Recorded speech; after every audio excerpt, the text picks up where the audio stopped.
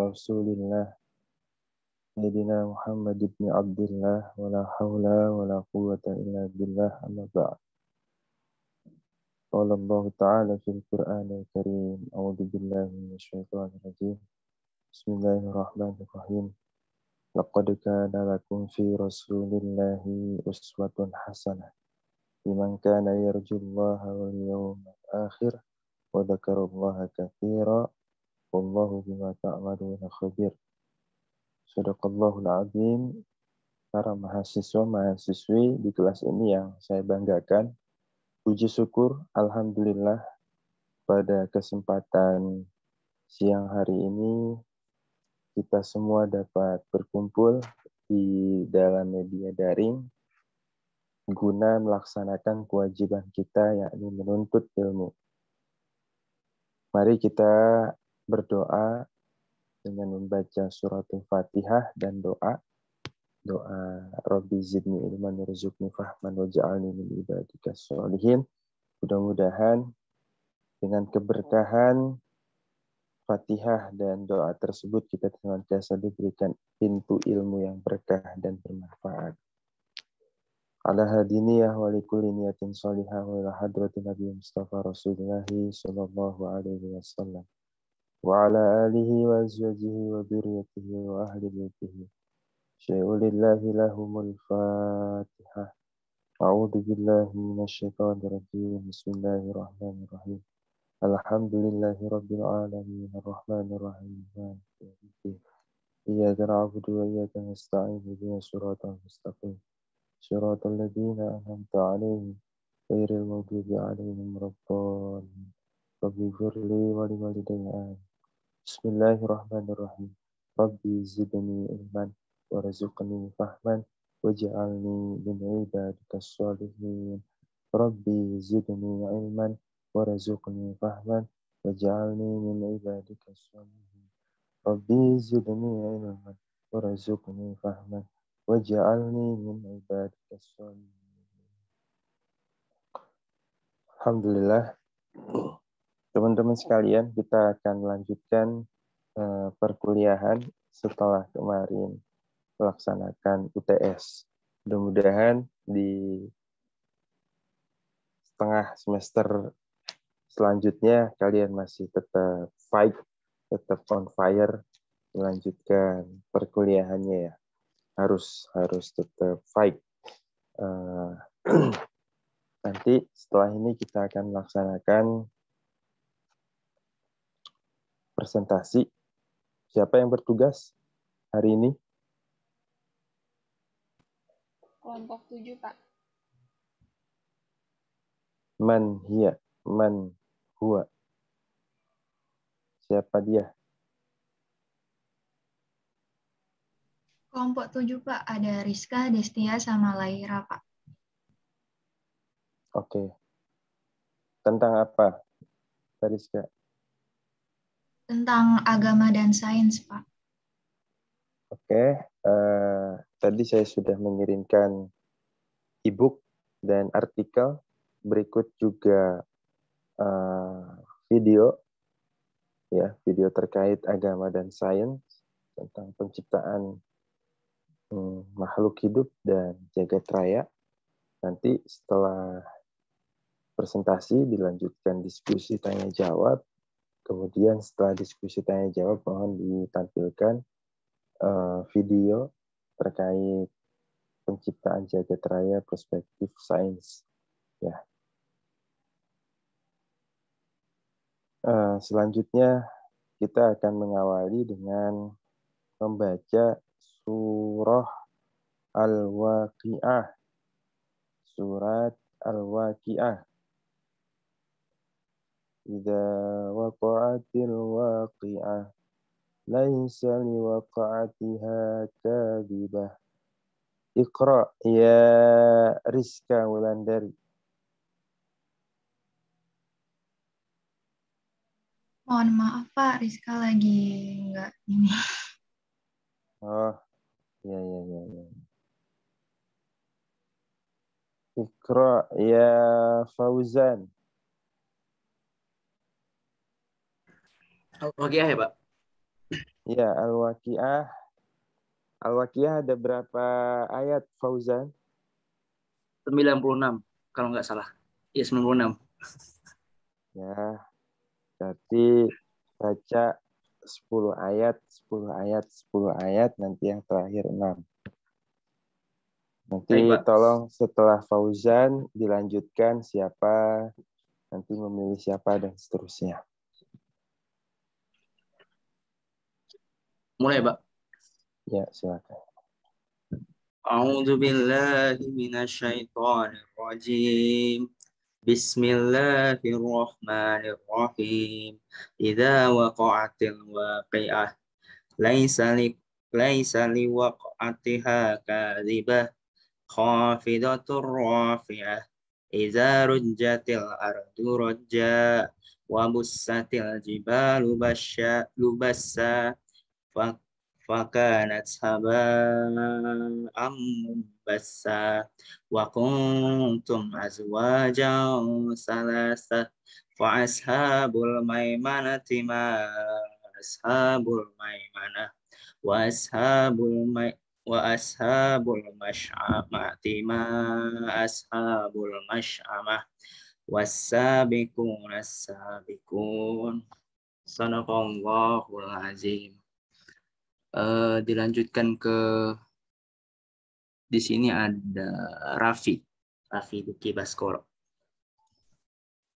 Bismillahirrahmanirrahim.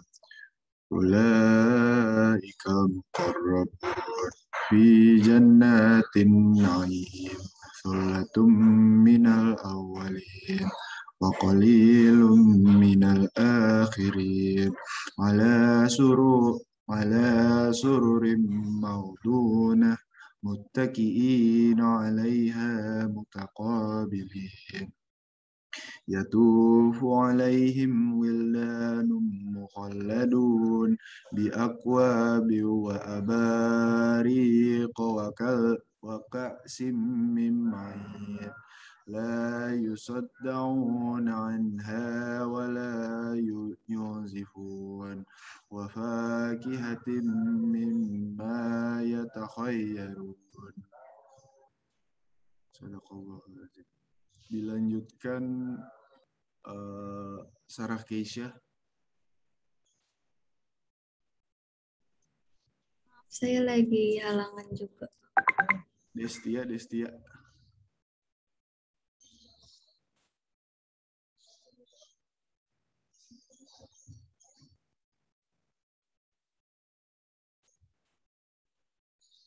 Kalau mungkin dilanjutkan Destia.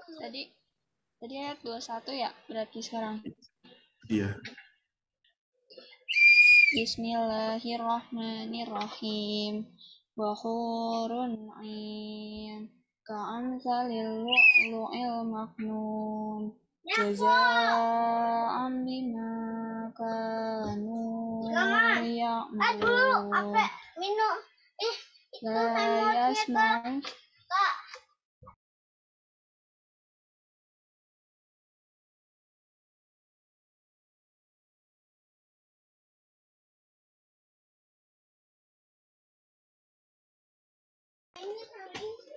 La yasma'una fiha lagwan wa la ta'sima illa qilan salama wa ashabul yamin fi sidrin mahdud wa tahim mamdud wa zillim mamdud. Sadaqallahul azim. Mungkin bisa dilanjut Asyifa.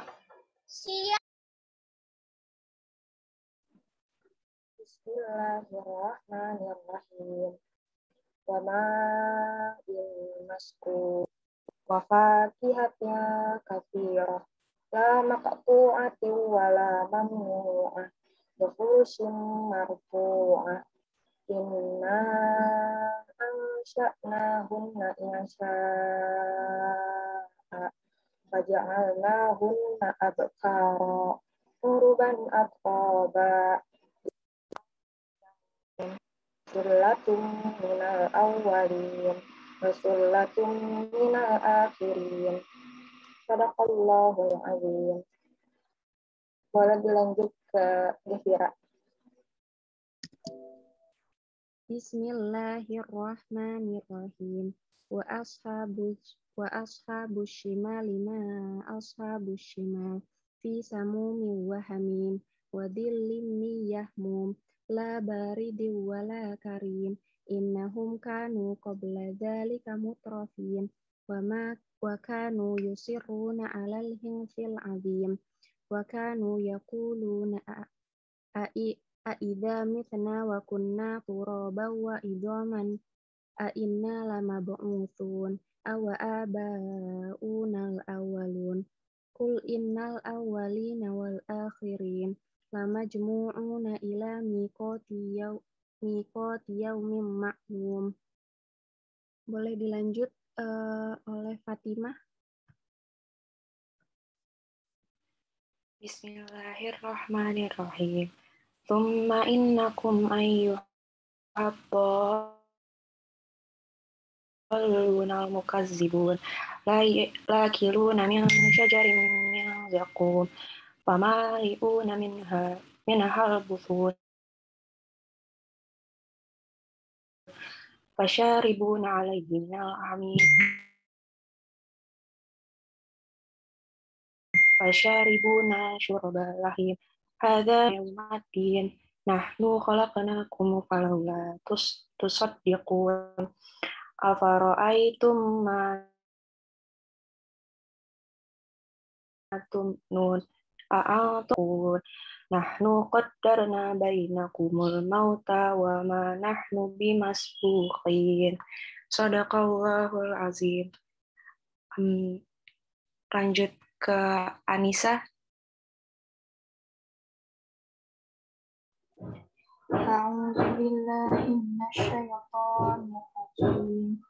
Ala an nubaddila amsalakum wa nunshi'akum fima la ta'lamun. Wa laqad 'alimtum nash'atal ula falawla tadhakkarun. Afara'aytum ma tahrusun a antum tazra'unahu am nahnu zari'un law nasha'u laja'alnahu hutaman fazaltum tafakkarun inna lamughlamun bal nahnu mahrumun afara'aytumul ma'a alladhi tashrabun a antum anzaltumuhu minal muzni am nahnul munzilun law nasha'u ja'alnahu ujajan falawla tashkurun. Lanjut ke Salam.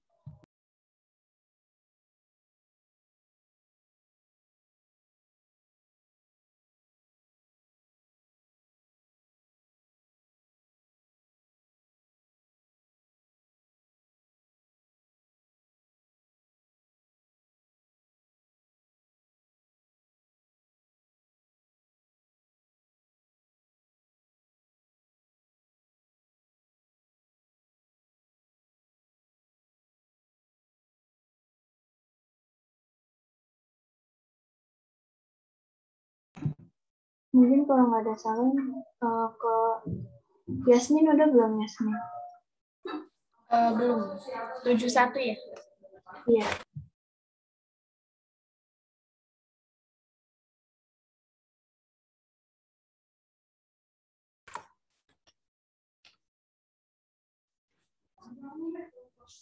Afara'aytumun narallati turun a'antum ansha'tum syajarataha am nahnul munsyi'un nahnu ja'alnaha tadhkiratan wa mata'an lil muqwin fasabbih bismi rabbikal azim fala uqsimu bimawaqi'in nujum wa innahu laqasamul law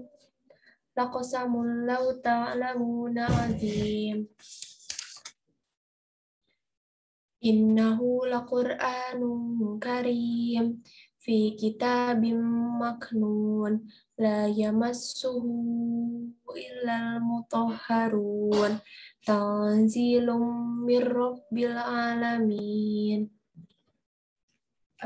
Selanjutnya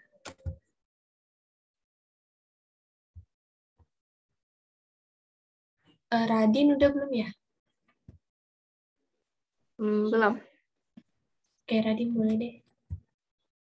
81 ya? Iya.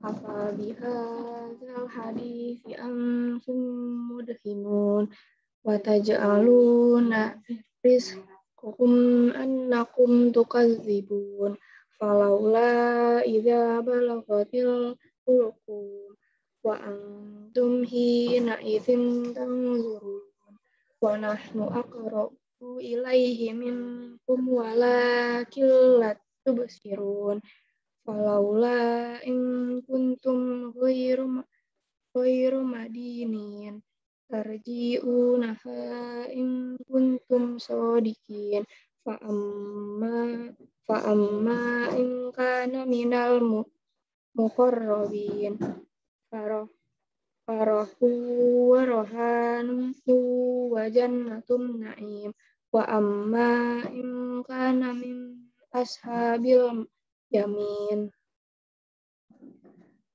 Selanjutnya Ayu.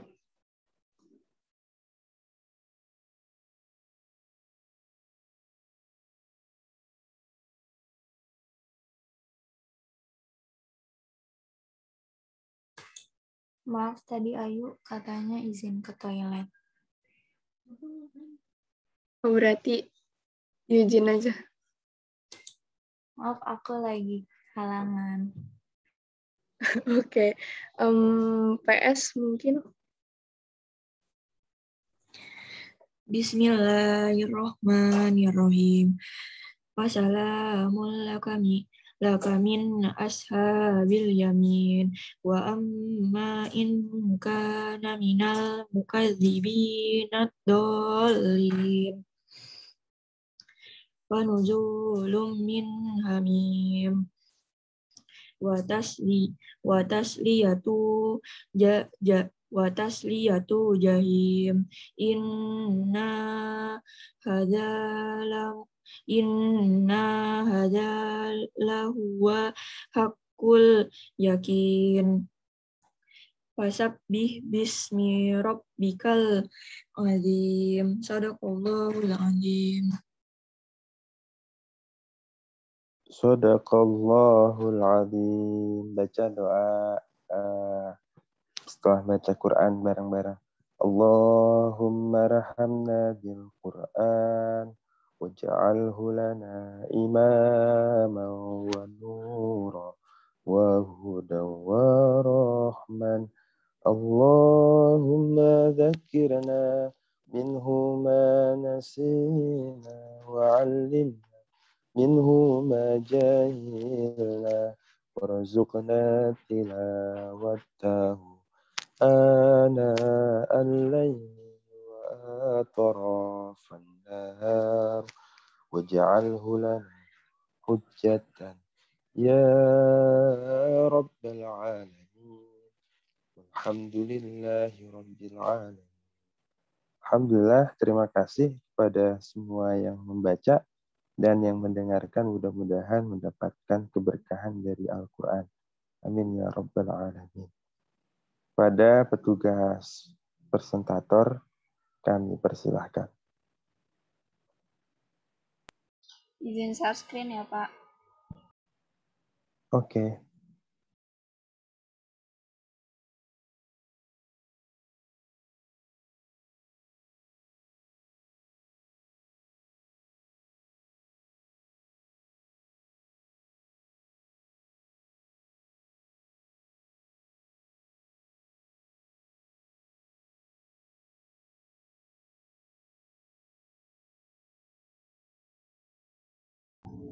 Apakah sudah terlihat?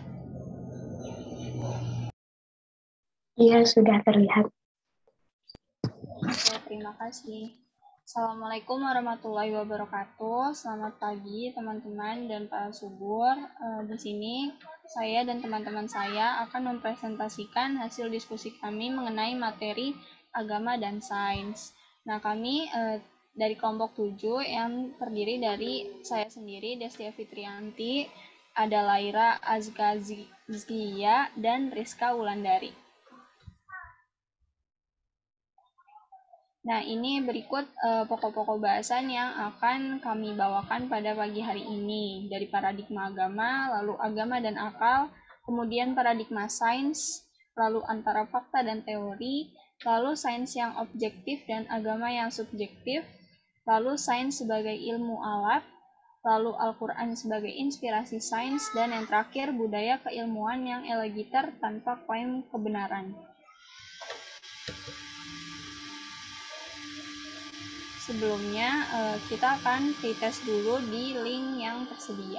Nanti akan dikirimkan oleh teman saya di kolom chat juga. Waktu pengerjaannya selama 5 menit ya teman-teman.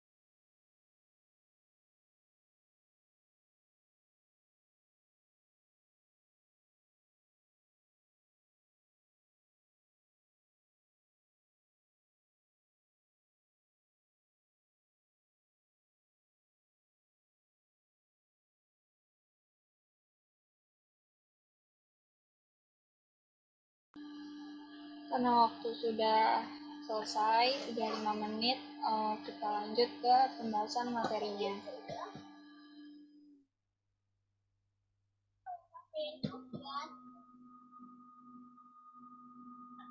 Yang pertama itu ada paradigma agama. Nah, kita ketahui dulu apa itu paradigma.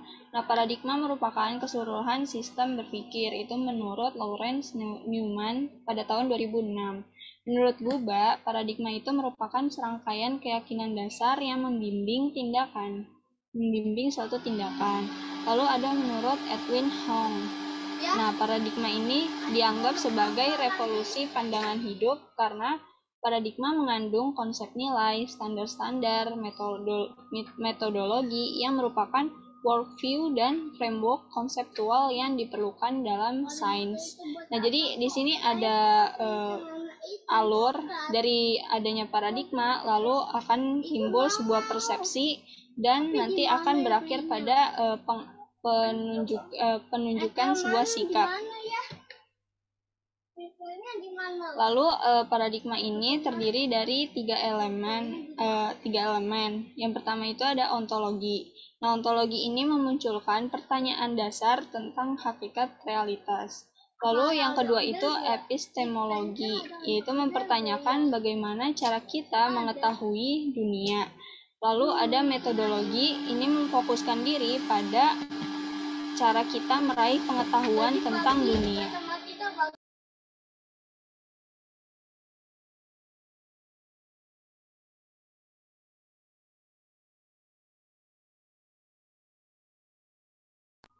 Nah, selanjutnya dalam hal beragama, kita juga harus memiliki paradigma yang baik dan mewakili ajaran secara utuh agar kita bisa menjalankan agama itu dengan benar gitu. Di sini ada dalam Al-Qur'an terdapat arahan untuk beragama dengan baik, yaitu pada Quran surat An-Nisa ayat 59 yang artinya, hai orang-orang yang beriman, taatilah Allah dan taatilah Rasul-Nya dan ulil amri di antara kamu. Kemudian jika kamu berlainan pendapat tentang sesuatu, maka kembalikanlah ia kepada Allah, yaitu Al-Quran dan Rasul atau sunnahnya.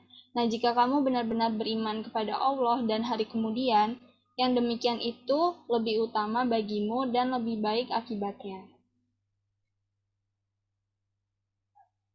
Nah, dari surat An-Nisa tadi, kerangka dan mekanisme pemahaman terhadap ajaran Islam itu terbagi menjadi 3.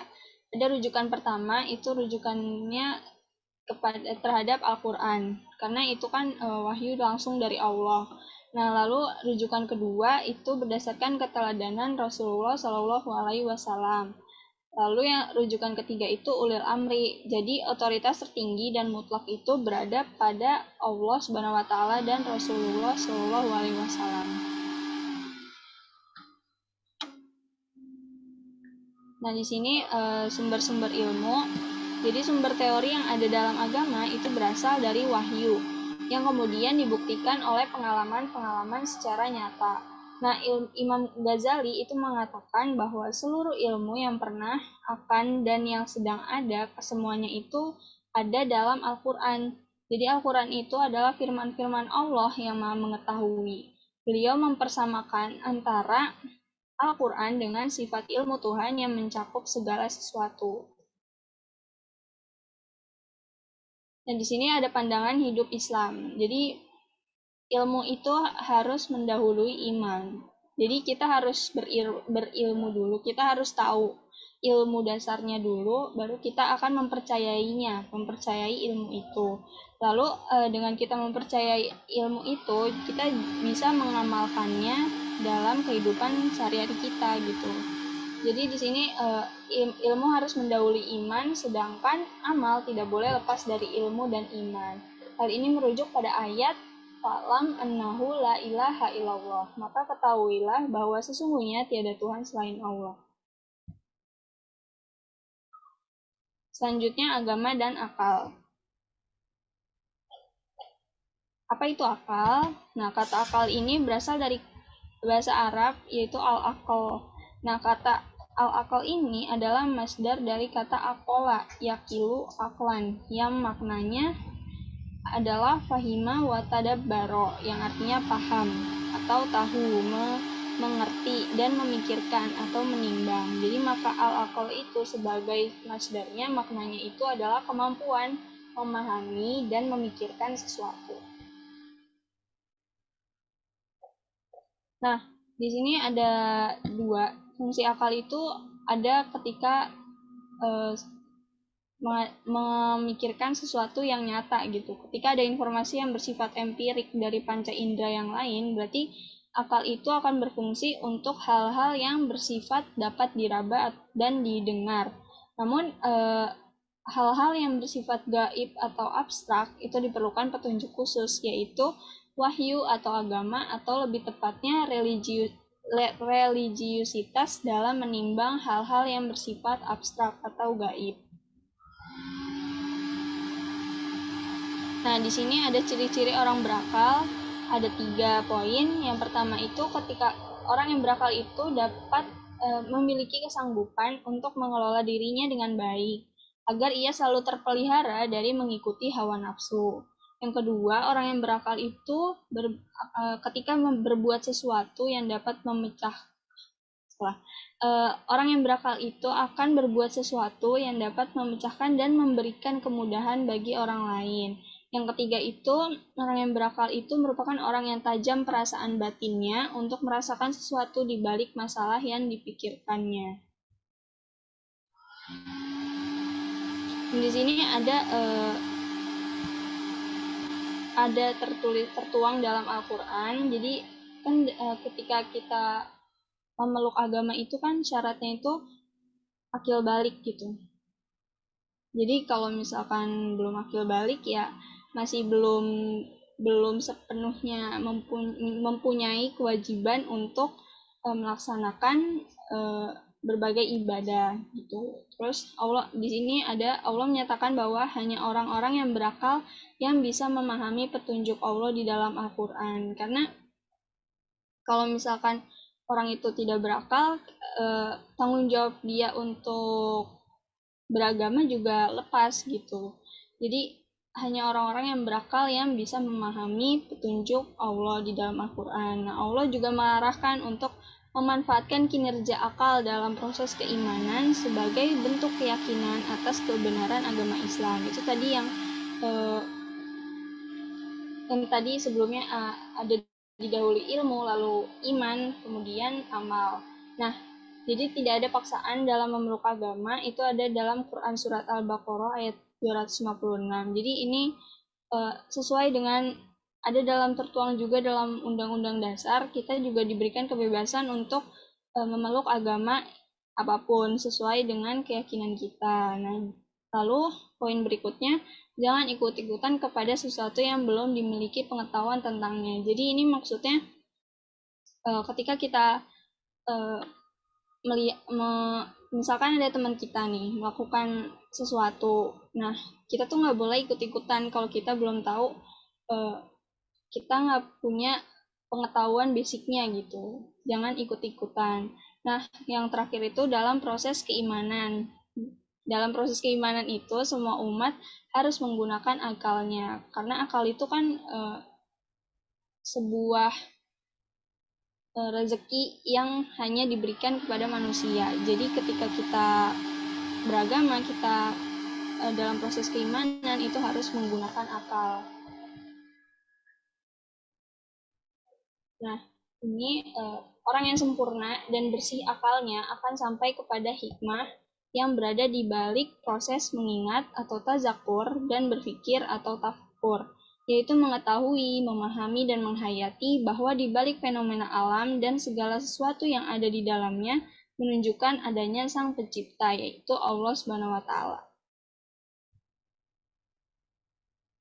Selanjutnya akan dilanjutkan oleh teman saya. Baik, izinkan saya melanjutkan materi yang dijelaskan oleh teman saya. Di sini saya akan menjelaskan mengenai paradigma sains. Boleh di next? Nah, jadi berbeda dengan paradigma Islam itu mesti merujuk kepada Al-Quran, As-Sunnah, dan Ulil Amri. Sedangkan untuk paradigma sains hanya dirujukan kepada Ulil Amri alias ilmuwan atau pakar di bidang ilmunya. Boleh di next? Nah, selanjutnya apa itu kerangka berpikir sains? Nah, secara umum kerangka berpikir sains itu berbasis pada pengamatan atas fakta.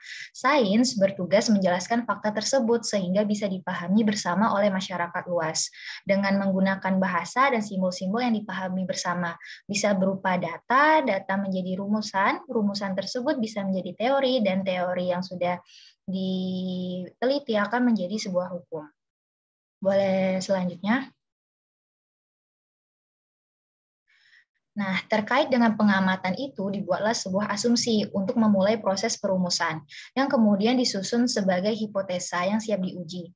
Jika lulus uji, hipotesis itu naik menjadi sebuah teori, dan jika berulang kali teori tersebut terbukti kebenarannya, teori itu disepakati sebagai hukum sains. Nah, ketika sebuah pemikiran masih berada di level teori, maka kebenarannya masih bisa dibantah dan dipatahkan oleh teori lainnya. Tetapi ketika sebuah teori telah menjadi hukum, maka pemikiran itu dianggap telah mapan karena telah menjalani pengujian berkali-kali.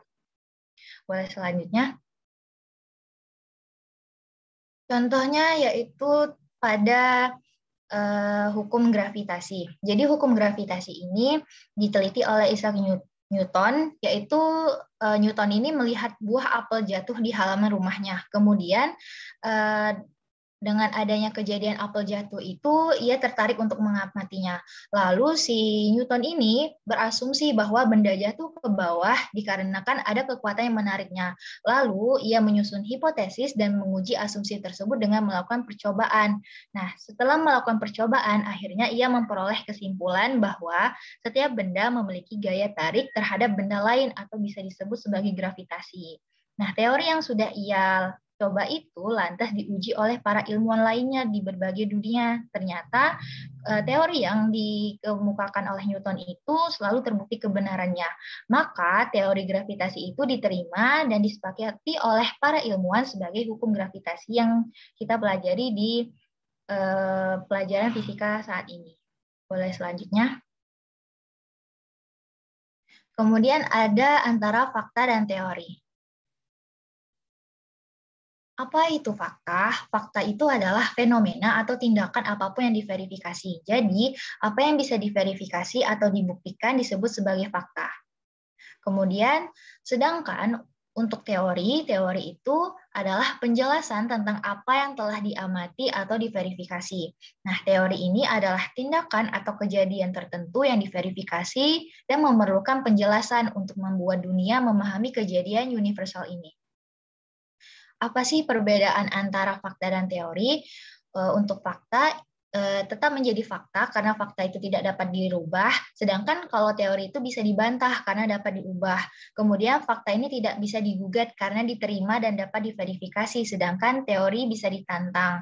Dan yang terakhir, fakta dicirikan oleh kepastian, sedangkan teori itu dicirikan oleh ketidakpastian. Selanjutnya.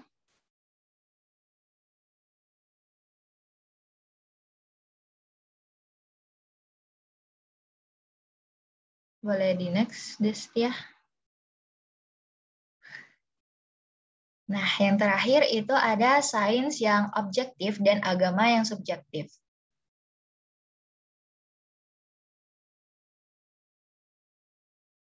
Persimpangan antara sains dan agama adalah pada kadar objektivitas dan subjektivitasnya.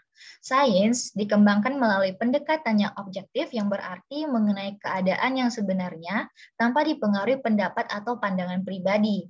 Sedangkan agama disyiarkan melalui pendekatan yang subjektif, artinya mengenai atau menurut pandangan sendiri, tidak langsung mengenai pokok atau halnya.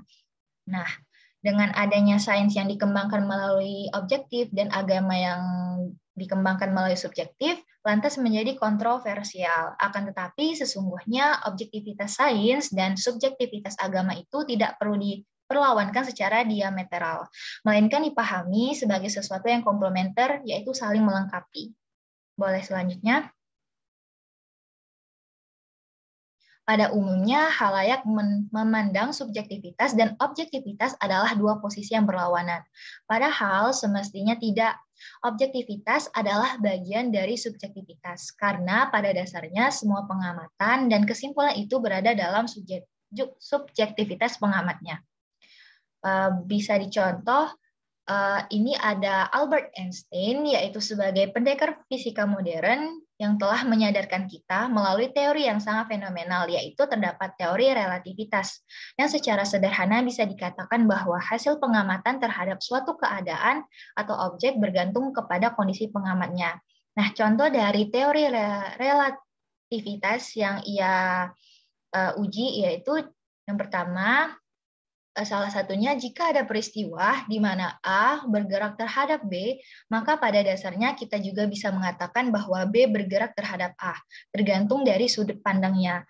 Jadi ini bergantung kepada kondisi pengamatnya. Jadi tidak selalu sains itu bersifat objektivitas, tapi juga bersifat subjektivitas. Boleh selanjutnya? Nah, jadi objektivitas sains modern yang dikembangkan oleh Albert Einstein tadi telah mengakui ketidakobjektifitannya. Nah, hanya pada penganut sains klasik saja yang mengira bahwa sains adalah pengetahuan yang objektif. Dengan demikian, sudah tidak selayaknya untuk mengadu subjektivitas versus objektivitas antara agama dan sains. Selanjutnya. Nah, jadi sesungguhnya agama adalah ibarat pohon pengetahuan, sedangkan sains adalah buah pengetahuan. Keduanya, antara agama dan sains, merupakan pengetahuan yang sangat berguna untuk memahami realitas sejati yang subjektif sekaligus objektif. Baik, selanjutnya akan dijelaskan oleh teman saya, yaitu Lairah. Baik, saya izin melanjutkan penjelasan dari Rizka. Selanjutnya adalah bagian mengenai sains sebagai ilmu alat. Bisa di next. Dalam hubungannya dengan agama, sains berada pada posisi sebagai ilmu alat untuk memahami agama. Karena seperti yang tadi sudah dijelaskan oleh Rizka, objektivitas itu terbukti berada di dalam subjektivitas. Dengan kata lain, dalam konteks ini, sains adalah bagian dari agama. Dan ternyata, ayat-ayat Al-Quran pun memang banyak yang menempatkan peran sains dalam memahami realitas. Yang jika kita tidak menguasai sainsnya, kita tidak akan paham maksud dari ayat tersebut, dan kemudian salah menafsirkannya. Sains lantas menempati posisi seperti ilmu bahasa, ilmu sejarah, ilmu kedokteran, ilmu politik, ekonomi, budaya, dan lain sebagainya, yang memang dibutuhkan untuk menjadi alat pemahaman teks kitab suci Al-Quran. Bisa di next. Sebagai contoh, misalnya, jika kita tidak menguasai bahasa Arab, maka kita pun tidak akan mengerti maksud dan makna dari firman Allah yang ada di dalam Al-Quran. Karena Al-Quran sendiri itu kan berbahasa Arab. Lalu jika kita tidak memahami ilmu astronomi, kita akan kesulitan memahami ayat yang bercerita tentang langit. Lalu jika kita tidak memahami ilmu bumi, kita tidak akan paham ayat-ayat yang bercerita tentang daratan, lautan, gunung, awan, hujan, petir, dan sebagainya. Ketika kita tidak menguasai ilmu biologi dan kedokteran, maka kita juga tidak akan paham mengenai ayat-ayat tentang binatang, tentang tumbuhan, penciptaan manusia, dan lain sebagainya. Begitu seterusnya dengan ilmu-ilmu yang lain juga kita butuhkan untuk memahami kandungan dalam kitab suci Al-Quran. Bisa di next. Namun demikian, kita tidak harus menjadi pakar di semua bidang ilmu itu, karena sifat sains yang objektif telah memberikan ruang kepada kita untuk bisa memanfaatkan hasil karya ilmuwan lain. Karya para pakar di bidang masing-masing dalam hal bahasa, misalnya, kita bisa menggunakan hasil terjemahan pakar bahasa Arab yang telah distandardisasi secara ilmiah. Demikian pula dalam hal ilmu astronomi, geologi, kedokteran, dan lain sebagainya. Cukup kita pahami dan kita gunakan hasil keilmuan para pakar itu mengikuti kaidah ilmiah yang berlaku. Dengan semua itu, kita lantas bisa memahami petunjuk Allah di dalam Al-Quran secara ilmiah dan holistik. Bisa di next.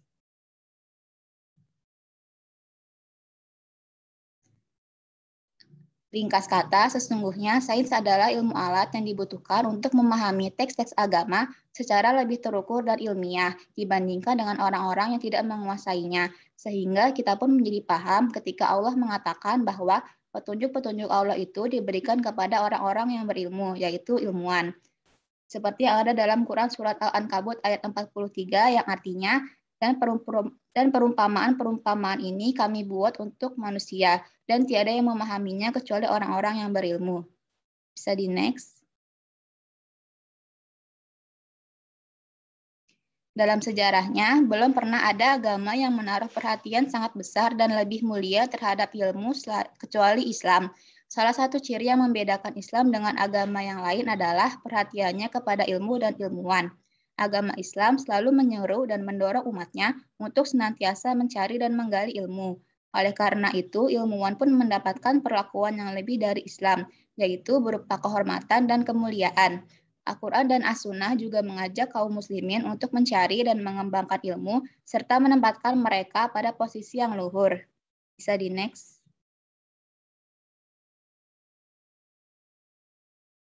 Selanjutnya adalah bagian Al-Quran sebagai inspirasi sains. Interrelasi agama dan sains bukan hanya menempatkan sains sebagai ilmu alat untuk memahami Al-Quran, melainkan juga menempatkan kitab suci Al-Quran sebagai sumber motivasi dan inspirasi bagi pengembangan sains. Bagi siapa saja yang akrab dengan Al-Quran, pasti tahu bahwa begitu banyak ayat yang mendorong kita untuk melakukan pengamatan ke alam, sekitar, dan jagat raya. Ada lebih dari 800 ayat kauniyah atau ayat-ayat tentang alam semesta yang identik dengan kajian ilmiah dan saintifik. Bisa next.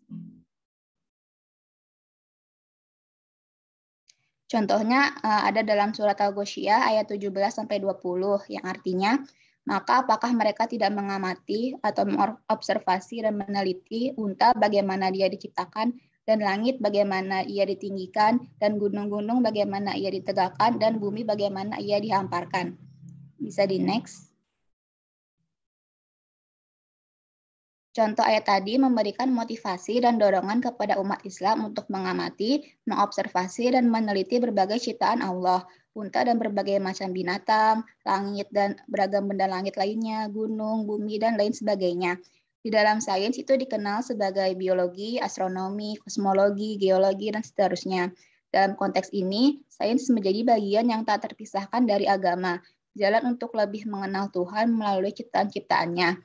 Jumlah ayat-ayat kauniyah ini pun jauh melampaui ayat-ayat fikih dan peribadatan, yang hanya sekitar 150 ayat, sedangkan tadi kan ayat-ayat kauniyah itu lebih dari 800 ayat. Sayangnya, umat Islam lebih banyak membahas dan mengkaji ayat-ayat fikih ketimbang ayat-ayat sains, sehingga tidak heran masih banyak di antara kita yang mengira Islam dan sains adalah dua ilmu yang tidak bersentuhan satu sama lain, bahkan ada yang mempertentangkannya. Bisa di next.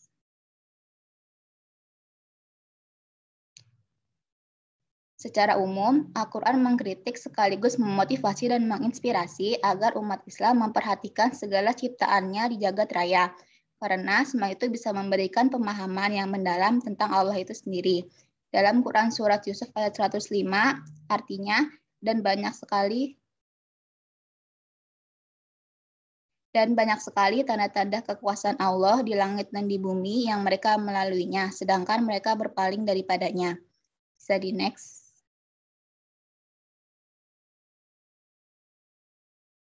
Para ahli mengakui bahwa bangsa Arab pada abad 8 sampai abad ke-12 tampil maju atau mencapai puncak kejayaannya yang kita ketahui pada masa dinasti Abbasiyah karena dua hal. Yang pertama karena pengaruh sinar Al-Quran yang memberi semangat terhadap kegiatan keilmuan, dan yang kedua adalah karena pergumulannya dengan bangsa asing yaitu Yunani, sehingga ilmu pengetahuan atau filsafat mereka dapat diserap serta terjadinya akulturasi budaya antar mereka. Next. Sejak pertama kali diturunkan, Al-Quran telah mengisyaratkan pentingnya ilmu pengetahuan dan menjadikan proses pencariannya sebagai ibadah. Di samping itu, Al-Quran juga menegaskan bahwa satu-satunya sumber ilmu pengetahuan adalah Allah Subhanahu wa Ta'ala. Hal ini mengindikasikan bahwa sebenarnya tidak ada dikotomi ilmu dalam pandangan Al-Quran. Tidak ada satu ayat pun di dalam Al-Quran yang secara tegas maupun samar yang memberi petunjuk bahwa agama dan sains merupakan dua sisi yang berbeda. Dengan demikian, dalam pandangan Al-Quran, sains dan agama merupakan dua hal yang terintegrasi. Bisa di next. Bagian selanjutnya adalah budaya keilmuan yang egaliter tanpa klaim kebenaran.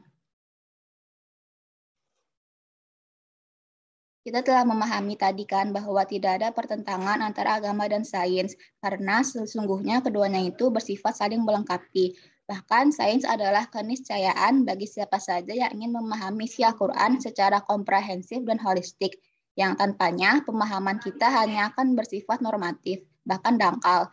Namun demikian, yang juga penting dipahami oleh kita adalah mengenai klaim kebenaran, bahwa sesungguhnya kebenaran yang mutlak hanyalah milik Allah, tersimpan di dalam firman-firman-Nya di dalam kitab suci Al-Quran. Ketika kebenaran Al-Quran itu dipahami melalui ilmu alat oleh seseorang, maka kebenarannya menjadi relatif, sesuai dengan kapasitas penafsirnya. Itulah sebabnya tidak ada seorang ahli tafsir pun yang berani mengklaim bahwa penafsirannya lah yang paling benar. Pada akhirnya, mereka selalu mengatakan wallahu a'lam bishawab, bahwa kebenaran hanyalah milik Allah dan dialah yang lebih mengetahui siapa yang paling baik pendapatnya. Next. Klaim kebenaran atau truth claim adalah ajaran agama secara sepihak juga dapat dipandang sebagai penyebab munculnya segregasi sosial. Ketika umat agama tertentu mengklaim ajaran agamanya yang paling benar, maka sesungguhnya ia telah menuduh ketidakbenaran ajaran agama pihak lain.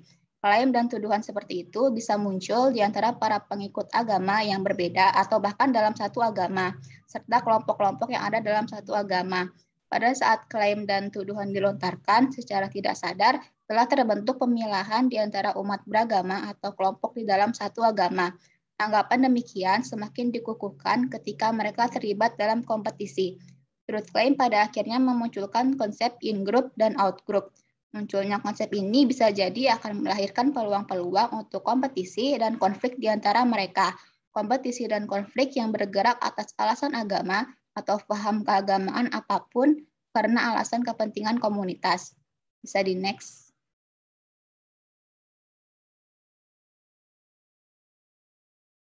Klaim kebenaran atas dasar hegemoni kekuatan mayoritas pengikut agama, di samping memunculkan agama mayoritas dan minoritas, juga berimbas kepada adanya penyesatan dan kekerasan terhadap agama minoritas. Karena itu, ia merupakan tantangan teologis terbesar yang dihadapi oleh umat beragama dalam interaksinya dengan yang lain. Konflik dan kekerasan sebagai akibat dari klaim kebenaran hegemonik agama sangat bertentangan dengan semangat yang dibangun oleh agama itu sendiri, yang secara teoritis mengajarkan kita untuk bersikap toleran, penghormatan, dan pengakuan atas eksistensi agama dan keyakinan yang lain. Bisa di next. Untuk mengeliminasi klaim kebenaran hegemonik agama dalam kerangka menampilkan kembali watak agama yang ramah, egaliter, dan toleran, maka harus ada upaya merubah sikap dan pandangan keagamaan masyarakat Indonesia yang semula eksklusif menjadi sikap dan pandangan keberagaman yang pluralis. Sikap dan pandangan ini cocok untuk dijadikan sebagai alat dalam menyikapi interaksi sesama dan antar umat beragama di Indonesia. Sikap dan pandangan pluralis ini meyakini bahwa setiap agama mempunyai jalan keselamatannya sendiri dan tidak harus seragam. Karena itu lebih menitik beratkan pada adanya upaya pembentukan nalar agama yang toleran, akomodatif terhadap segala perbedaan, serta tidak menghakimi umat agama lain dan lebih menitik beratkan pada aspek pencarian titik temu antara agama-agama. Bisa di next. Islam sesungguhnya mengajarkan kita tentang kerendah hatian dalam budaya keilmuan, karena sebagaimana teori sains yang bersifat relatif, tafsir atas teks-teks agama ini pun bersifat relatif, sesuai dengan kapasitas penafsirnya, sesuai pula dengan kondisi yang menyertainya. Adalah sebuah kewajaran untuk melakukan pengkritisan terhadap berbagai pendapat yang dikemukakan oleh ilmuwan Islam, kapanpun dan dimanapun, agar pemahaman atas agama Islam ini terus berkembang sesuai dengan kebutuhan zaman. Sebagaimana misi Al-Quran yang diwariskan oleh Rasulullah SAW, yaitu untuk menjadi petunjuk dan pendamping bagi manusia sampai akhir zaman. Bisa di next. Berikut ini referensi-referensi yang kelompok kami gunakan, bisa di next. Sekian presentasi dari kelompok kami. Yang ingin bertanya bisa raise hand.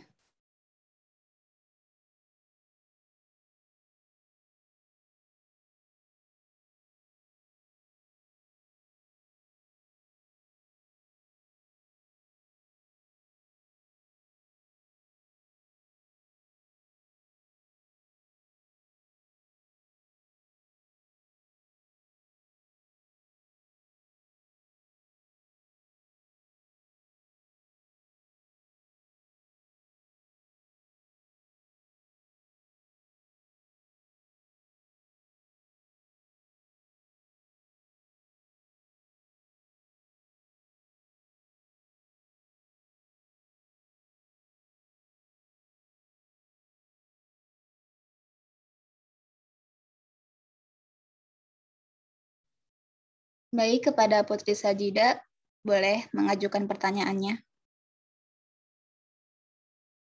Baiklah, terima kasih atas kesempatannya. Perkenalkan, nama saya Putri Sajida. Izin bertanya. Ya sebelumnya maaf ya, saya izin off cam. Saya izin bertanya. Nah, tadi kan dijelaskan ya bahwa sains dikembangkan melalui pendekatan yang objektif, sedangkan agama dikembangkan melalui pendekatan yang subjektif. Nah, menurut kelompok kalian nih, gimana sih cara kita menyikapi orang yang bersikeras dan keras kepala gitu, yang tidak percaya dengan logika agama dan lebih memakai logika sains dalam kehidupannya?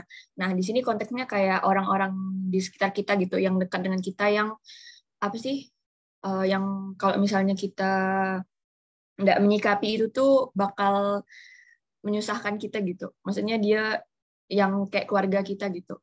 Gimana sih kita nyikapinya gitu? Terima kasih. Baik, terima kasih atas pertanyaannya. Kami tampung dulu. Selanjutnya, Fitri Umi, silahkan. Sebelumnya, terima kasih kepada kelompok 7 atas presentasinya dan terima kasih telah mempersilahkan saya. Saya izin bertanya, kan tadi disebutkan bahwa Islam diibaratkan sebagai pohon ilmu pengetahuan dan sains itu buahnya. Nah, bagaimana pendapat kelompok 7 tentang ilmu-ilmu yang dilarang Islam seperti astrologi serta filsafat materialis? Terus bagaimana cara kita menyikapi ilmu tersebut? Terima kasih. Terima kasih atas pertanyaannya. Kami tampung dulu. Selanjutnya boleh Natasha Safa. Baik, terima kasih atas kesempatannya. Saya izin bertanya. Jadi pada bagian yang klaim kebenaran tuh ada disebutin bahwa hal tersebut menjadi penyebab dari segregasi sosial. Nah, upaya apa sih yang dapat dilakukan oleh kita sebagai umat muslim dalam menyatukan kembali ajaran yang terpisah atau segregasi sosial itu akibat klaim kebenaran tersebut? Terima kasih. Terima kasih atas pertanyaannya. Akan kami tampung terlebih dahulu. Selanjutnya boleh Rista Zulfa. Baik, terima kasih atas kesempatannya. Saya izin bertanya, tadi kan sudah dijelaskan mengenai paradigma Islam. Nah, bagaimana peran paradigma Islam dalam perkembangan ilmu pengetahuan ke depannya? Terima kasih. Baik, terima kasih atas pertanyaannya. Selanjutnya boleh Sarah Keisha. Baik, terima kasih atas pemaparan dan kesempatannya. Saya ingin bertanya, biasanya kan pada penelitian sains tertentu itu ada yang menggunakan hewan atau makhluk hidup sebagai tempat uji cobanya. Nah, bagaimana tanggapan kalian mengenai itu jika dilihat dari sisi Islam? Karena ada beberapa pendapat yang tidak memperbolehkannya. Terima kasih. Baik, terima kasih atas pertanyaannya. Selanjutnya boleh Ica.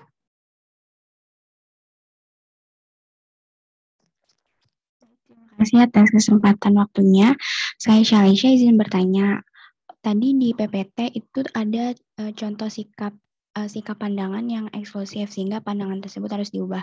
Boleh tolong berikan contoh sikap eksklusif tersebut dan sikap pluralisnya yang akhirnya bisa menyatukan interaksi antar umat beragama di Indonesia. Mungkin sekian dari saya. Terima kasih. Baik, terima kasih atas pertanyaannya. Selanjutnya boleh Yasmin. Terima kasih atas kesempatannya. Saya izin bertanya, di era sekarang ini kan banyak ditemukan alat-alat hasil perkembangan sains yang belum pernah digunakan di zaman Rasulullah.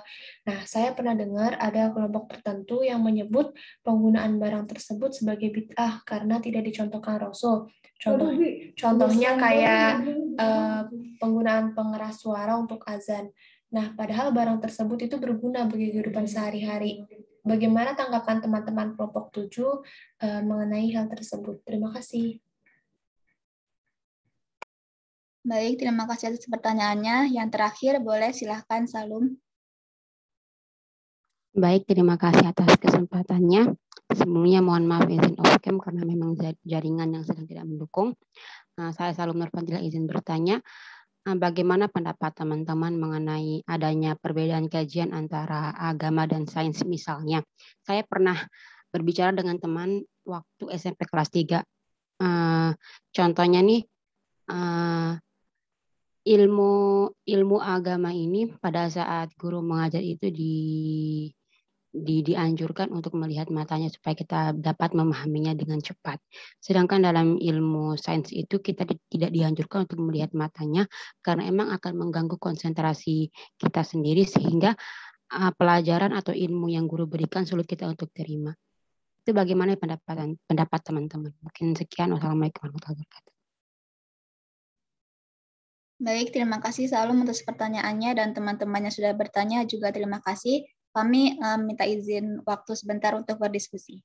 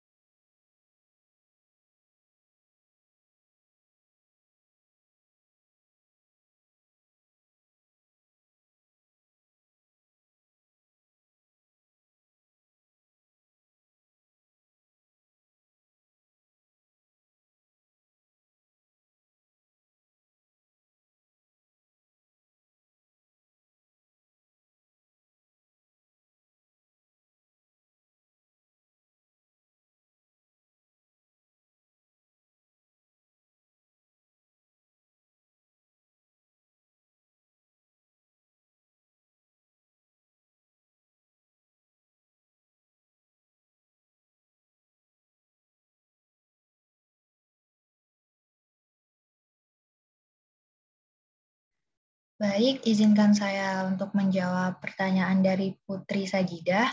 Pertanyaan dari Putri Sajidah itu dijelaskan bahwa sains dikembangkan melalui pendekatan yang objektif, sains ya, dan sedangkan agama dikembangkan melalui pendekatan yang subjektif.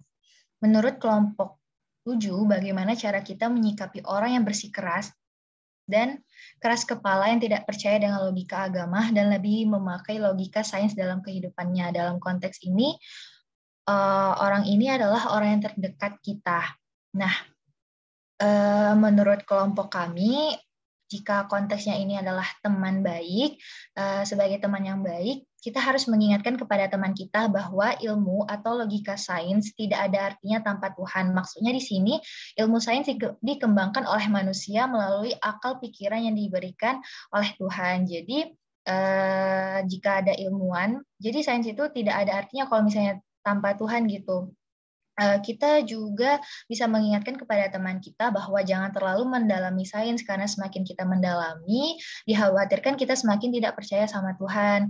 Nah, jadi sebaiknya antara ilmu agama dan ilmu sains itu harus seimbang. Namun, jika kita tidak bisa memberikan alasan yang benar kepada teman kita dan kita merasa ilmu kita itu belum cukup untuk menasihati teman kita, lebih baik kita diam.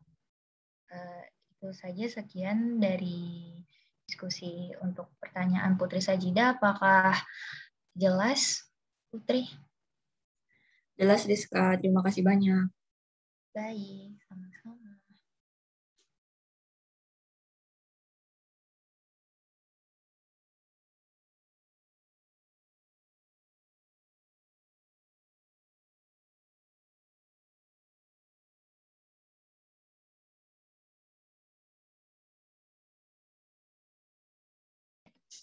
Saya izin menjawab pertanyaan dari Natasha Safa ya. Kan tadi pada bagian klaim kebenaran disebutkan bahwa hal tersebut bisa menjadi penyebab segregasi sosial. Jadi bagaimana upaya kita sebagai umat Islam untuk menyatukan kembali ajaran yang sudah terpisah. Yang dari sumber yang saya baca, sikap dan pandangan keberagaman masyarakat Indonesia ini kan masuk ke dalam sikap yang tadi eksklusif itu kan, sehingga merasa agamanya lah yang paling benar, sedangkan agama lain salah. Hal inilah yang menyebabkan kebenaran substansi agama itu menjadi yang dikorbankan gitu, sementara kebenaran hegemonik agama yang didasarkan pada kuantitas mengikut semakin menguat, sehingga menyebabkan segregasi sosial. Ini nggak cuma dalam agama yang berbeda, tapi juga dalam satu agama. Untuk mengeliminasinya, kita bisa melakukan seperti yang pertama, keharusan mengintensifkan dialog antar agama atau dalam agama itu sendiri secara terstruktur dan terjadwal dengan baik. Jadi dialog itu nggak hanya sekedar ketika udah terjadi ketegangan atau bentrokan saja, tetapi harus dilakukan umumnya ketika sudah sebelum kondisi mencapai ketegangan itu. Yang kedua, kita harus menggunakan metode dan pendekatan yang beragam ketika dalam melakukan studi agama. Jadi nggak cuma dengan satu metode atau satu pendekatan saja, tapi harus dengan berbagai metode dan pendekatan. Yang ketiga, kita tentunya harus menanamkan sikap yang toleran, akomodatif, terbuka terhadap segala perbedaan, serta pluralis yang harus ditanamkan sejak usia dini melalui lembaga pendidikan, baik formal maupun non-formal. Tugas ini menjadi kewajiban untuk orang tua dan pemerintah dengan cara melakukan reevaluasi terhadap materi akidah di tingkat pendidikan dasar, menengah, maupun kurikulum perguruan tinggi, proses pendidikan dan pengajaran, dan perekrutan tenaga pengajar serta keahliannya. Dan yang terakhir, bisa membuka forum kajian mengenai agama-agama yang melibatkan semua agama atau ajaran yang diakui dan berhak hidup dan berkembang di negeri ini. Seperti itu, apakah menjawab, Natasha? Sangat menjawab. Terima kasih, Laira. Ya, sama-sama.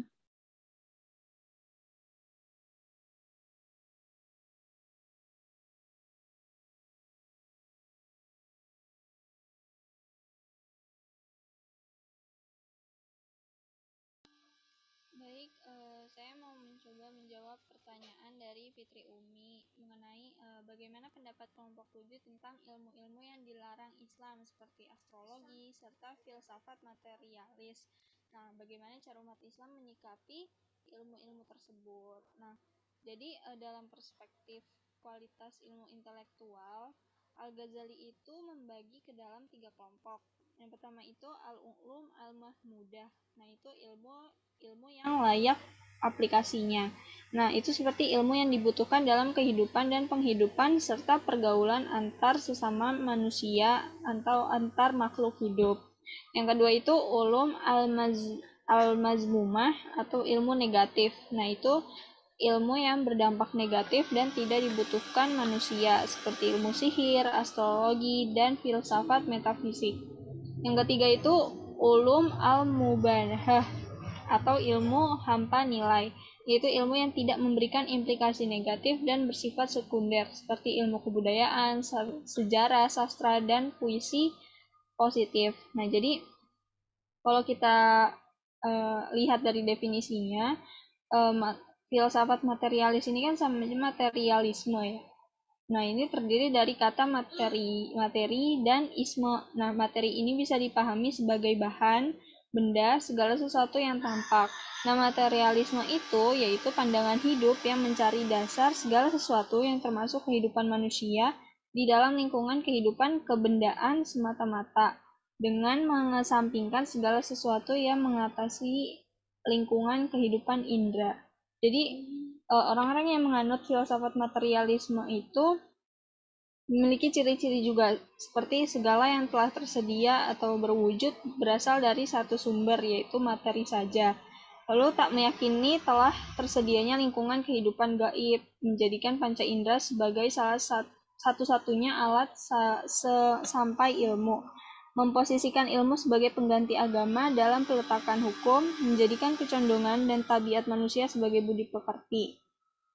Jadi kalau misalkan kita lihat, materialisme ini kan udah mengarah ke paham yang negatif gitu, nggak sesuai dengan ajaran agama Islam gitu. Kayak dia nggak meyakini kalau misalkan ada kehidupan gaib, jadi dia hanya mempercayai apa yang dia lihat, apa yang dia bisa pegang, apa yang dia bisa raba gitu.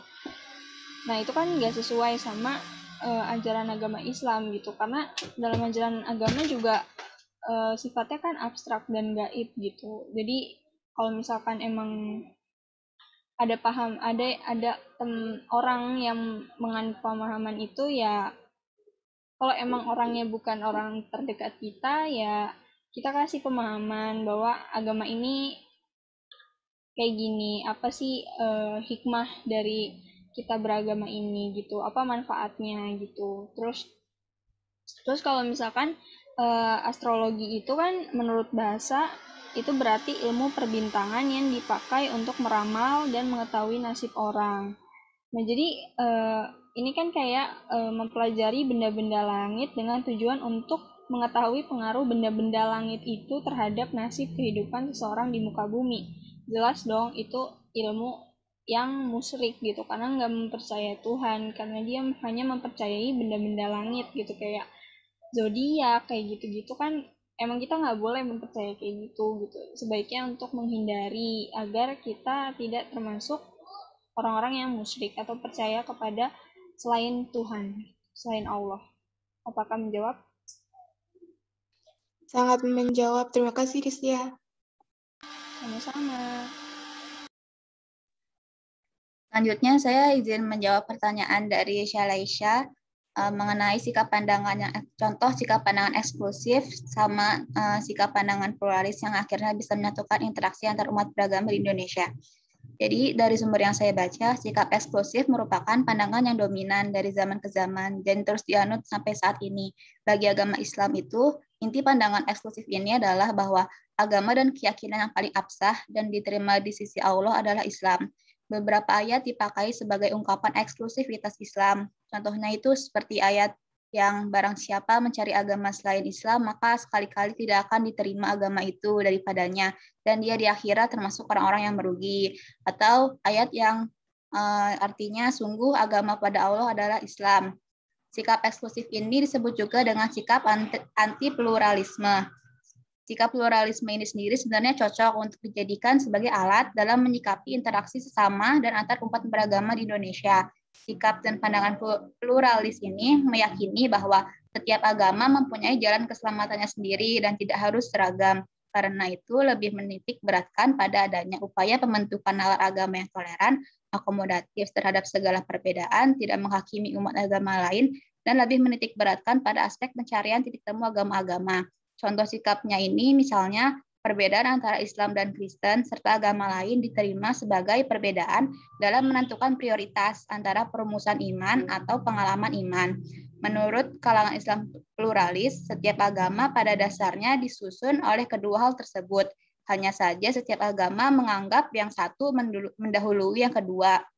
Misalnya dalam Islam, perbedaannya terletak dalam menaruh mana yang lebih penting antara hal itu, yaitu Islam mendahulukan perumusan iman. Dalam hal ini adalah tauhid. Jadi kita tauhid dulu, baru pengalaman iman akan mengikuti tauhid tersebut. Sementara Kristen mendahulukan pengalaman iman dulu dan perumusan imannya akan mengikuti pengalaman tersebut.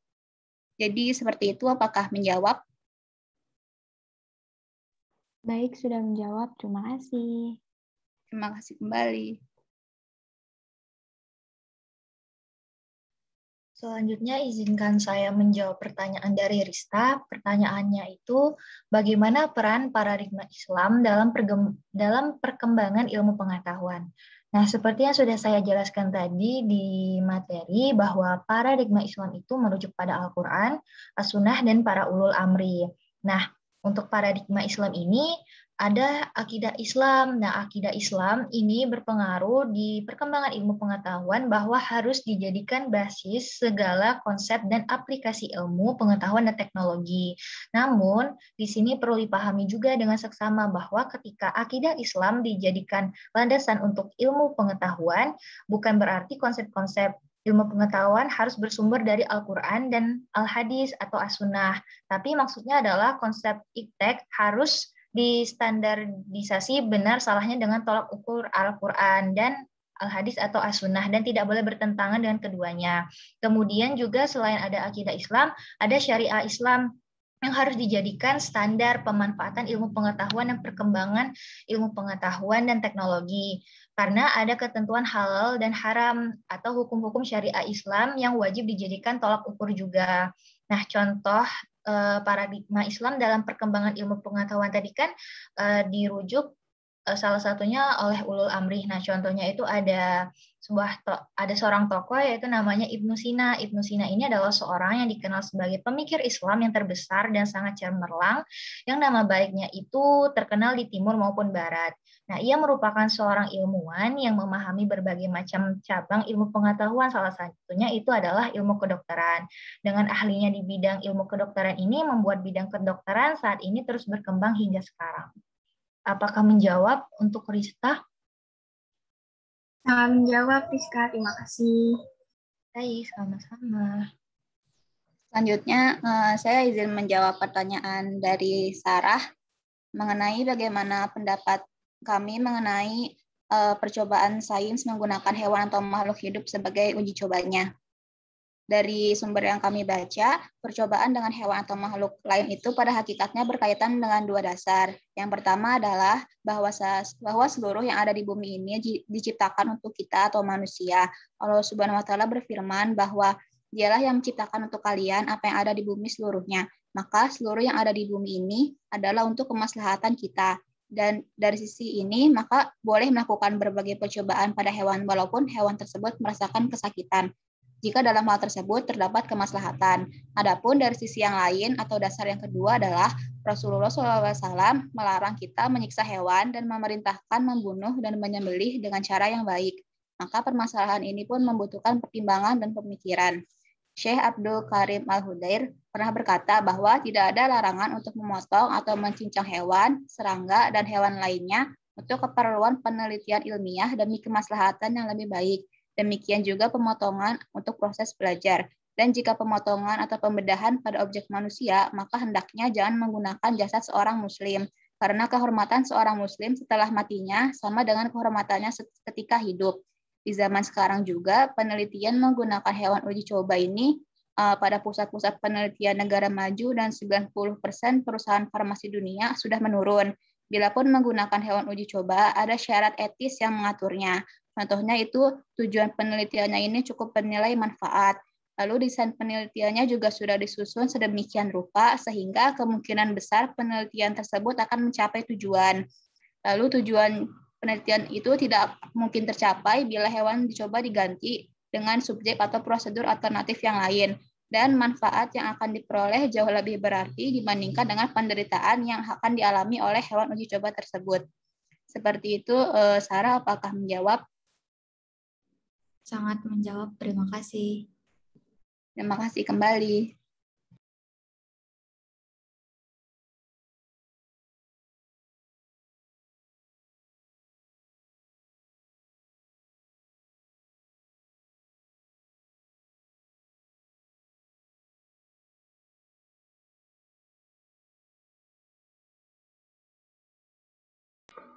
Mungkin selanjutnya saya akan mencoba menjawab pertanyaan Yasmin mengenai yang tadi alat-alat hasil perkembangan sains yang belum ada di zaman Rasulullah tapi ada beberapa kelompok yang menyebutkan penggunaan alat-alat tersebut itu bid'ah karena belum dicontohkan sebelumnya gitu kan. Nah, secara bahasa bid'ah itu kan berarti segala sesuatu yang terjadi atau dilakukan tanpa ada contoh sebelumnya gitu. Dan dalam sebuah agama itu, Islam itu menjunjung tinggi pengetahuan sebagai kunci untuk keselamatan, baik itu keselamatan individu, keselamatan sosial, dan lainnya. Gitu. Sebagai sebuah peradaban, Islam itu berusaha untuk mempromosikan kepentingan seluruh umat manusia, rahmatan lil alamin, dengan meletakkan diri pada suatu perspektif yang universal, berpijak pada kemaslahatan bersama, dan toleransi dengan pemeluk agama lain. Islam juga menempatkan batasan ketat pada teknologi dengan cara dan menyesuaikannya untuk kepentingan praktis. Jadi ilmu pengetahuan dan teknologi diterapkan dalam kehidupan sehari-hari dalam rangka untuk meningkatkan martabat manusia dan meningkatkan kualitas ibadah kepada Allah Subhanahu wa taala. Jadi menurut pendapat kelompok 7 itu penggunaan alat-alat yang memang belum pernah dicontohkan pada zaman Rasulullah itu nggak apa-apa selama itu memang menjadi sarana kita untuk beribadah kepada Allah gitu. Kan kalau misalkan seiring berjalannya waktu kan teknologi akan terus berkembang gitu. Jadi kehidupan manusia itu akan dipermudah dengan berkembangnya teknologi yang ada. Jadi selama itu tidak menyimpang dari ajaran agama Islam ya itu nggak apa-apa gitu. Jadi penggunaan alat-alat itu selama emang membantu kenapa perlu dilarang gitu. Apakah menjawab?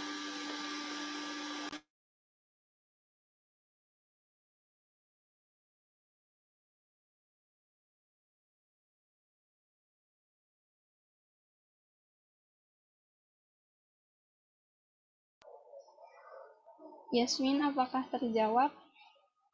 Sangat terjawab, terima kasih. Oke, sama-sama. Mungkin selanjutnya lanjut ke pertanyaan terakhir. Pertanyaan dari Salom, itu bagaimana pandangannya ketika ada perbedaan kajian antara ilmu agama dan ilmu sains gitu. Misalkan Salom memberikan contohnya itu mengenai teknik dalam kita memperhatikan guru yang sedang berbicara gitu kan. Kalau misalkan guru agamanya katanya ketika ada guru yang menerangkan kita lihat matanya agar kita bisa cepat mengerti gitu. Sedangkan kalau dalam ilmu sains ya berkebalikan gitu. Kalau misalkan kita lihat mata tuh malah jadi nggak konsen gitu.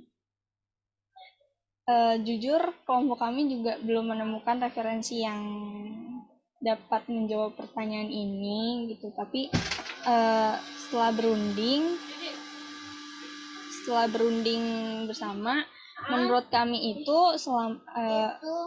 adanya perbedaan ini udah bukan hal yang jarang terjadi, pasti banyak yang terjadi. Tapi kalau misalkan kita lihat dari contohnya, ini kan perbedaan teknik doang ya, perbedaan gimana kita bisa memahami guru yang sedang menerangkan gitu.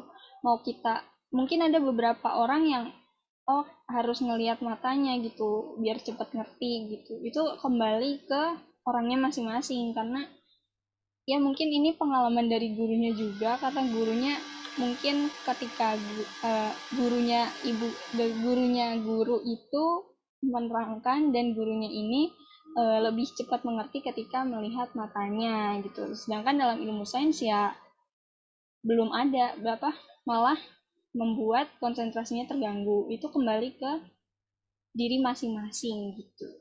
Apakah menjawab?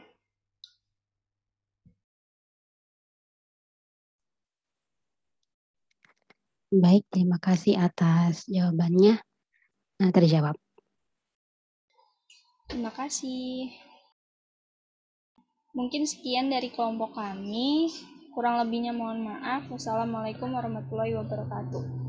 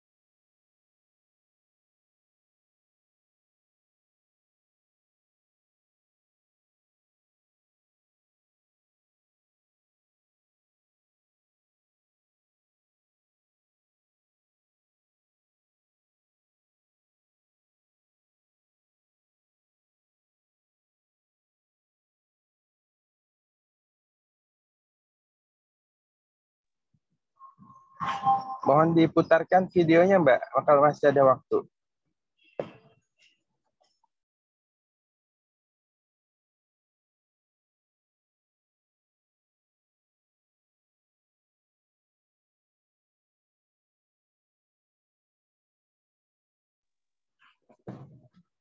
Halo, Mbak Destia ya.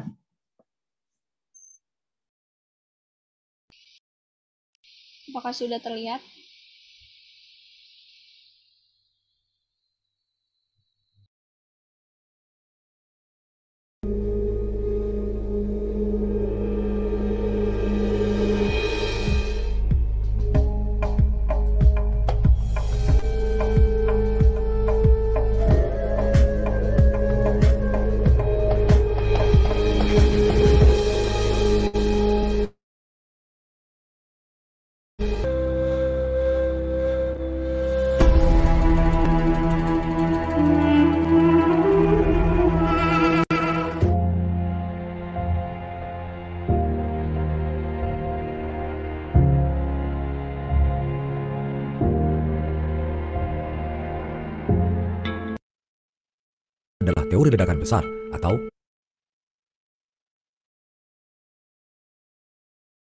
Adalah teori ledakan besar atau Big Bang Theory. Hal tersebut tentu karena keberadaan akal pada manusia. Maka dalam Islam terdapat konsep bahwa akallah yang menjadi pembeda dengan makhluk lainnya. Maka keberadaan akal adalah kunci untuk memahami penciptaan alam semesta bagi kehidupan manusia sendiri, serta jalan untuk mengenal Allah sebagai penciptanya. Maka kemudian lahirlah sains. Meski begitu, sains hanyalah sebuah metodologi yang disusun berdasarkan aktivitas akal manusia dalam upaya memahami, memprediksi, dan menjelaskan fenomena alam semesta ini. Sains bukanlah kebenaran mutlak. Ia terus berubah dan berkembang dari masa ke masa seiring pencapaian akal manusia dalam ilmu pengetahuan ketika memahami setiap fenomena semesta. Disinilah peran Al-Quran yang turun sebagai wahyu dari Allah Subhanahu wa Ta'ala. Di dalamnya sangat banyak petunjuk dan informasi yang hakikatnya mengandung ilmu pengetahuan dan fenomena yang baru belakangan terbukti oleh hasil sains modern. Betapa luasnya ilmu Allah yang 14 abad lalu telah tertuang dalam kitab mulia, tanpa disadari oleh manusia, bahkan kaum muslimin sendiri karena keterbatasan perkembangan ilmu pada saat itu. Di antara ayat yang mengindikasikan keterkaitan Al-Quran dengan pentingnya sains adalah firman Allah, Inna fi khalqis samawati wal ardi wa ikhtilafil laili wan nahari la ayatin li ulil albab alladhina yadhkuruna Allaha qiyaman wa qu'udan wa 'ala junubihim wa yatafakkaruna fi khalqis samawati wal ardi ربنا ما خلقت هذا باطلا سبحانك فقنا عذاب النار.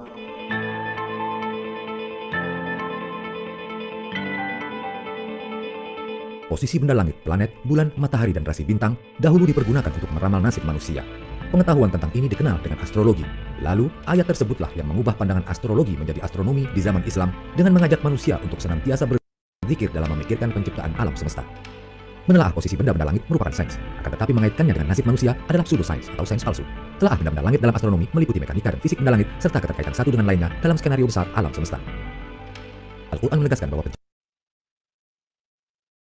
penciptaan jagat raya meliputi langit, bumi, dan segala isinya terjadi dalam 6 masa. Sejalan dengan informasi ini, ilmu pengetahuan juga mengungkapkan bahwa jagat raya seperti yang ada saat ini terjadi melalui suatu proses yang amat panjang yang memungkinkan untuk dikelompokkan menjadi 6 periode.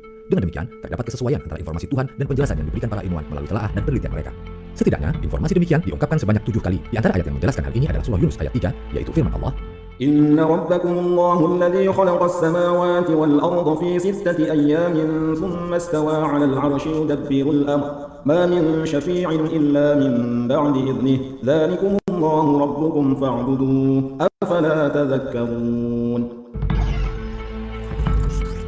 Kata yaum yang berarti hari pada ayat tersebut dimaksudkan sebagai rentang waktu atau periode penciptaan, bukan seperti hari yang dipahami manusia saat ini. Hari atau masa yang disebut dalam ayat ini dalam tuntutan agama hanya Allah saja yang mengetahui berapa lamanya. Dalam Al-Quran terdapat beberapa informasi tentang masalah ini. Ada ayat yang menyebut bahwa satu hari di sisi Allah sama dengan 1000 tahun dalam hitungan manusia, seperti firman-Nya dalam surah Al-Hajj ayat 47 sebagai berikut. Wa inna yawman 'inda rabbika ka'alfi sanatin mimma ta'uddun. Pada ayat lain dijelaskan bahwa satu hari itu sama dengan 50.000 tahun dalam hitungan manusia. Keterangan ini seperti yang disebutkan dalam surah Al-Ma'arij ayat 4 sebagai berikut. تعرج الملائكة والروح إليه في يوم كان مقداره 50,000 سنة. Menurut Abdullah Yusuf Ali dalam The Holy Quran Text Translation and Commentary, kata yaum atau bentuk tunggal dari ayam disetarakan dengan kata dalam bahasa Inggris age atau aeon. Sedangkan oleh Abdus Su'ud, seorang ahli tafsir abad ke-16, kata yaum disetarakan dengan pengertian peristiwa atau naubat. Memperhatikan berbagai pendapat itu, jelaslah kata yaum lebih tepat bila diterjemahkan sebagai tahap atau periode atau masa. Dengan demikian, kalimat fi sittati ayyam dalam ayat-ayat tersebut lebih tepat untuk diterjemahkan sebagai dalam 6 masa. Sebagai tambahan informasi yang tak kalah menarik, kata yaum yang berarti hari diulang sebanyak 365 kali di dalam Al-Quran. Hal itu sangat akurat dengan jumlah hari dalam setahun. Apakah itu suatu kebetulan? Wallahu a'lam bishawab.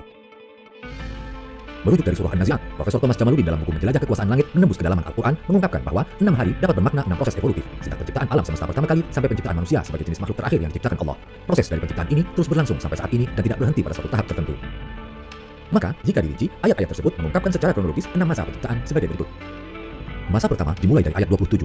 أأنتم أشد خلقا أم السماء بناها Apakah penciptaan kamu yang lebih hebat ataukah langit yang telah dibangunnya? Quran Surah An-Nazi'at ayat 27. Ayat ini menjelaskan tentang penciptaan alam semesta dengan peristiwa Big Bang, yakni ledakan besar sebagai awal lahirnya ruang dan waktu termasuk materi. Berdasarkan analisis astronomi kosmologi, ledakan besar terjadi sekitar 13,7 miliar tahun yang lalu. Penciptaan pertama kali adalah energi dari partikel foton. Dari partikel foton terbentuk proton, neutron, dan elektron, serta partikel lain yang tidak dikenal. Sains menggolongkannya sebagai materi gelap. Dari proton dan elektron terbentuk hidrogen sebagai unsur pertama pembentuk bintang.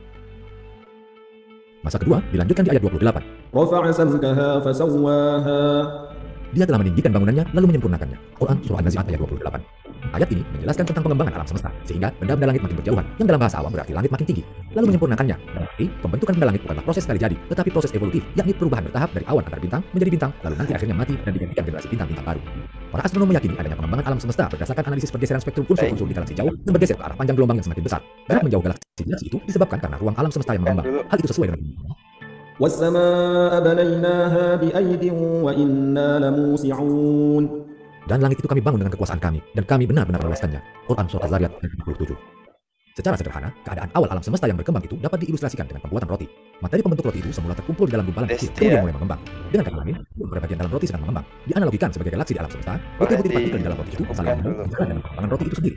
Dalam ilustrasi tersebut, kita berada di salah satu partikel di dalam roti itu. Di luar roti, kita tidak mengenal adanya ruang lain, karena pengetahuan kita terbatas hanya pada ruang di dalam roti itu saja. Demikian pula lah.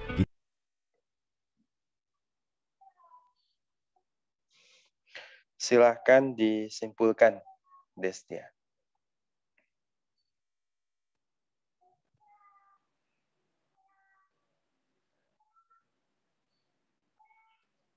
Silahkan disimpulkan materi hari ini.